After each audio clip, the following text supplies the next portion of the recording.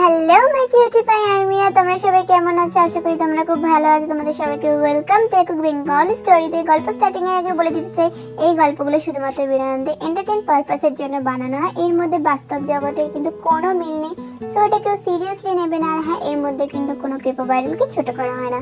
So let's start for the video.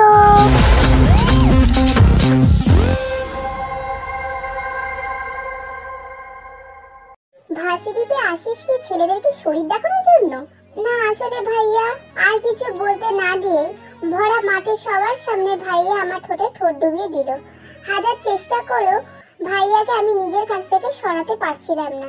একটু পরে নিজেই আমাকে ছেড়ে দিয়ে আমার হাতটা টেনে হল রুমে নিয়ে আসলো।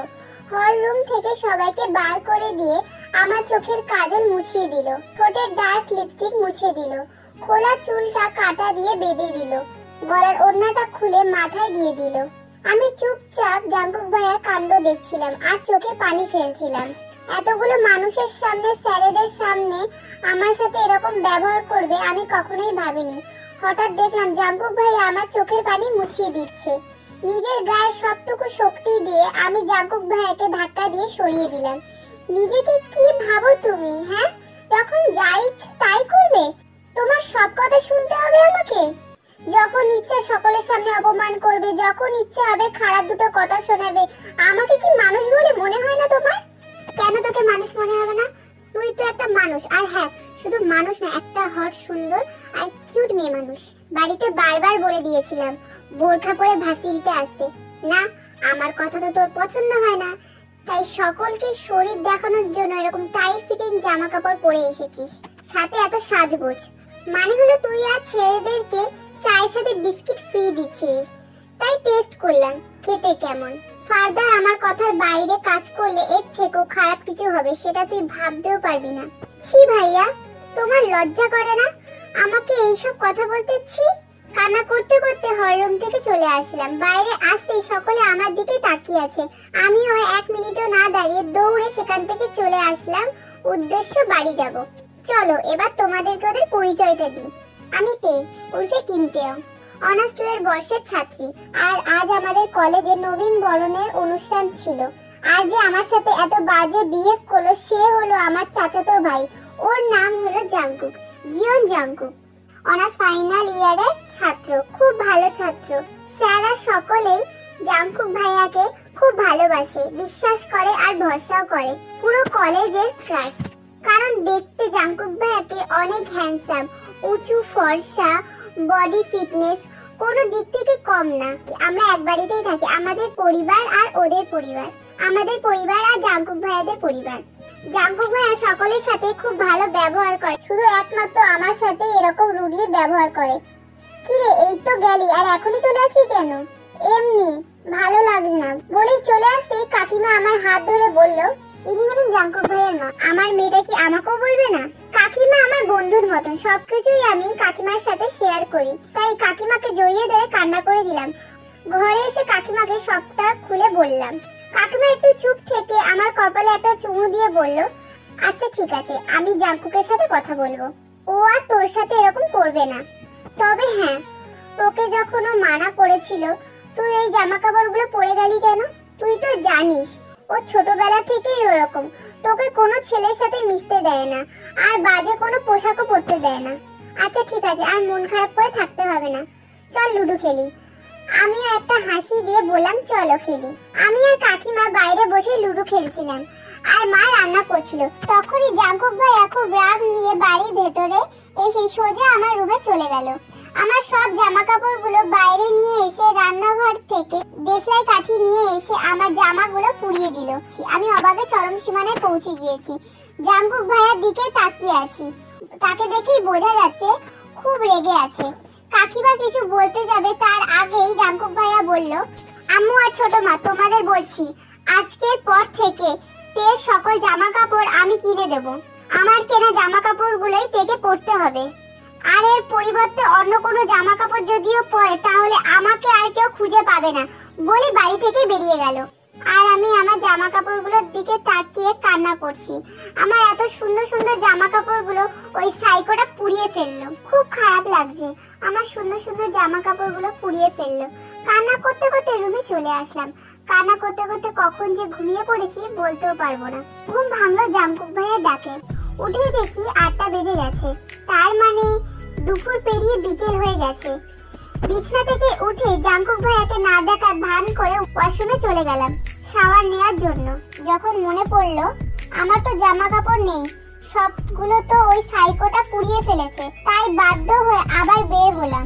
বের হয়ে দেখি আমার খাটে লম্বা হয়ে শুয়ে আছে। আমাকে দেখি একটা শপিং ব্যাগ ছুঁড়ে দিয়ে বলল, শাওয়ার নিয়ে এটা পরে আয়, আর বাকি জামাগুলো আলমারিতে রাখা আছে। এই তুমি নিজেকে কি ভাবো বলো তো ভাইয়া? তুমি যখন যেটা বলবে তখন আমাকে সেটাই করতে হবে, তাই না?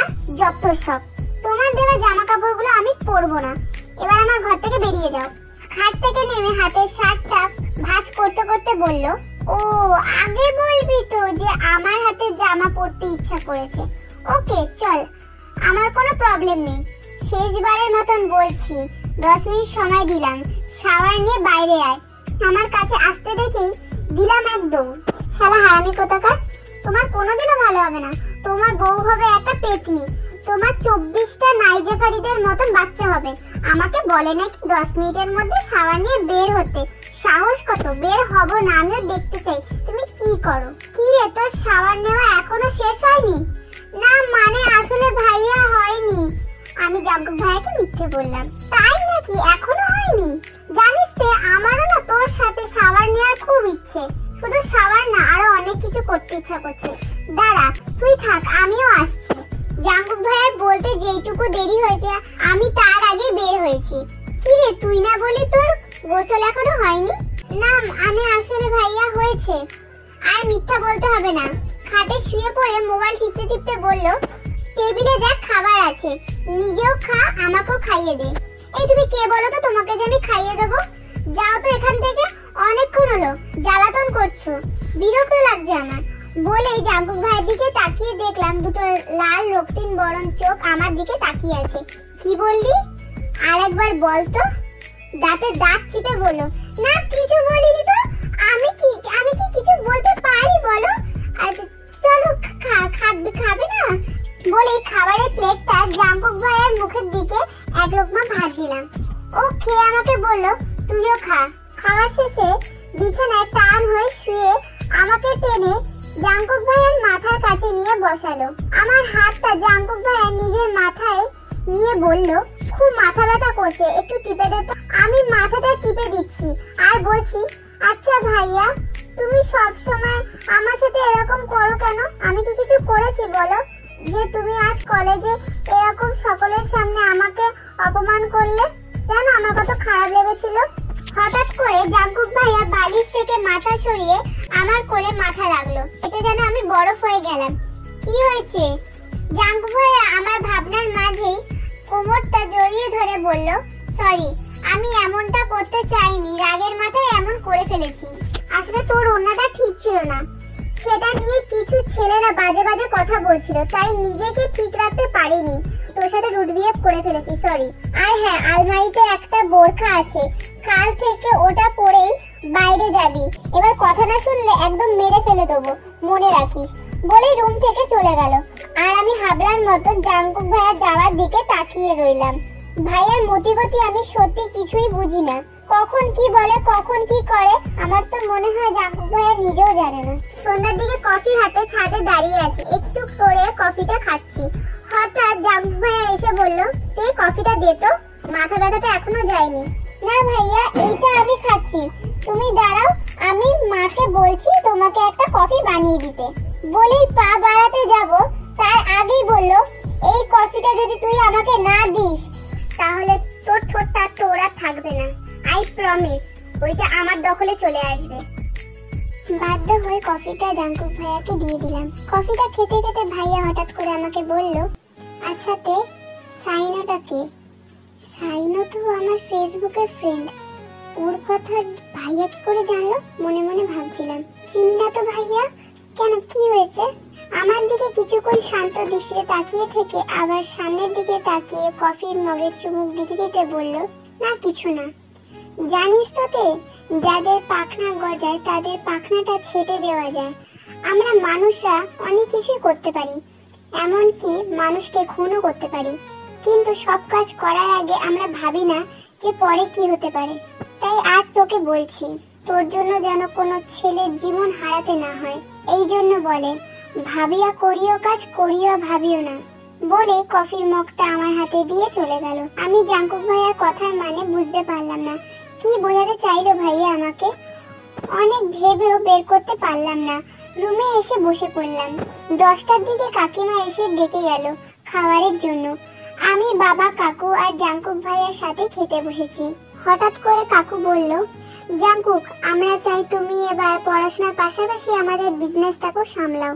ভাইয়া খেতে খেতেই বলল, আমি নিজে কিছু করতে চাই, কারোর সাহায্য ছাড়াই। আমি নিজের পায়ে দাঁড়াতে চাই। আশা করি তোমরা আমার কথাটা বুঝতে পেরেছো।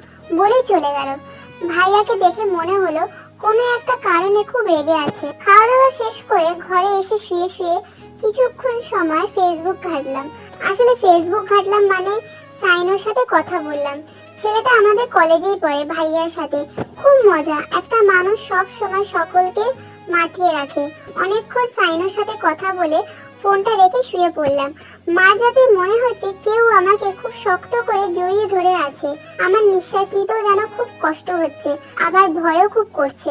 চোখ খুলে দেখার চেষ্টা করলাম, কিন্তু অন্ধকারের জন্য কিছুই দেখতে পাচ্ছিলাম না। ভয় ভয় বললাম, কি কে আপনি? আমার কথাটা মনে হয় ওনার পছন্দ হলো না। গা থেকে আমার ওড়নাটা টান দিয়ে খুলে আমার মুখ বেঁধে দিল। আমি হাত পা নাড়াতেও পারছিলাম না। লোকটা ধীরে ধীরে আমার পেটের কাছে এসে আমার জামাটা একটু সরিয়ে আমার পেটে একটা ডিপলি কিস করলো। সাথে সাথে আমি পুরো বরফের মতন জমে গেলাম। হঠাৎ করে কিস করার জায়গাটাতে খুব জোরে একটা কামড় দিল। ব্যথায় আমার চোখ দিয়ে পানি পড়তে শুরু করলো। আমাকে কামড় দিয়ে লোকটা আমার হাতে মুঠো একটা কাগজ দিয়ে ব্যালকনি দিয়ে চলে গেল। আমি তাড়াতাড়ি উঠে মুখ থেকে ওড়নাটা সরিয়ে ঘরের লাইট অন করলাম আর কাগজটা খুলে পড়তে শুরু করলাম। হে সুইটার, তোমাকে বলেছি না আমি কে, এটা জানার চেষ্টা করো না, কোনো লাভ হবে না। তাই বৃথা চেষ্টা করছো। যেটা বলছি মন দিয়ে শোনো। আজকের পর থেকে তুমি যতবার কোনো ছেলের সাথে কথা বলবে, ততবার আজকে যেটা হলো সেটা বারবার হবে। ফেসবুক এমনকি নিজের ছেলে বন্ধুদের সাথেও দূরে থাকবে, না হলে এইভাবে প্রতি রাতে এসে আমি তোমাকে শাস্তি দেব। অনেক রাত হয়ে গেছে, এবার লক্ষ্মী মেয়ের মতন শুয়ে পড়ো। বাই। চিঠিটা পড়ে যেন আমি আকাশ থেকে পড়লাম। কে হতে পারে লোকটা? কেন এমন করলো আমার সাথে? আর আমি কার সাথে কথা বলবো কি বলবো না সেটা কি সে ঠিক করে দেবে নাকি? ইস, পেটটা আমার শেষ করে দিয়েছে। কোনোদিন মনে কিছু খাইনি হনুমান কোথাকার। আর একদিন আয়, তাহলে তোর কপালে দুঃখ আছে। তখনই ফোনের মেসেজটা বেজে উঠলো। ওপেন করতেই দেখলাম একটা আননোন নাম্বার। এত চিন্তা করতে মানা করেছি না? তাড়াতাড়ি ঘুমিয়ে পড়ো। সকালে ঘুম থেকে উঠে খাবার খেয়ে কলেজের জন্য বের হতেই দেখি ভাইয়াও কলেজে যাচ্ছে। আমি জাঙ্কুক ভাইয়ার কাছে গিয়ে বললাম, ভাইয়া আমাকে একটু পুলিশের কাছে নিয়ে যাবে? ভাইয়া অবাক হয়ে বলল, পুলিশের কাছে গিয়ে কি করবি? একটা নাম্বার খুব ডিস্টার্ব করছে, সেই নাম্বারটা কার সেটা জানার জন্য। কেন জানি না ভাইয়া আর কোনো প্রশ্ন না করে আমাকে নিয়ে থানাতে আসলো। আমি পুলিশকে দিয়ে নাম্বারটা জানতে চাইলাম কার নামে রেজিস্টার করা আছে, একটু দেখে আমাকে জানাতে। পুলিশ কাকে যেন ফোন দিয়ে নাম্বারটা দিল, তারপর আমার পরিচয় দিল, প্লাস আমার আইডি কার্ডও দেখলো। একটু পরেই একটা ফোন আসলো। পুলিশটা কিছু কথা বলে ফোন রেখে দিয়ে আমার দিকে অবাক চোখে তাকিয়ে বলল, আপনাদের কি দেখে মনে হচ্ছে আমরা পাগল? আপনাদের কাছে আমাদের সময়ের দাম নেই, কিন্তু আমাদের কাছে আমাদের সময় অনেক দাম। নিজের নাম্বার নিজেই জানতে এসেছেন? আমি আর জাঙ্কুক ভাইয়া অবাক হয়ে বললাম, মানে? তখনই লোকটার ফোনে একটা মেসেজ আসলো। লোকটি সেটা ওপেন করে আমাদের দেখালো। সত্যি নাম্বারটা আমার নামে রেজিস্টার করা। খুব অবাক হলাম। জাঙ্কুক ভাইয়া আমার দিকে তাকিয়ে বলল, এই নাম্বারটা কবে খুলেছিস? রাগে লুকে বলল।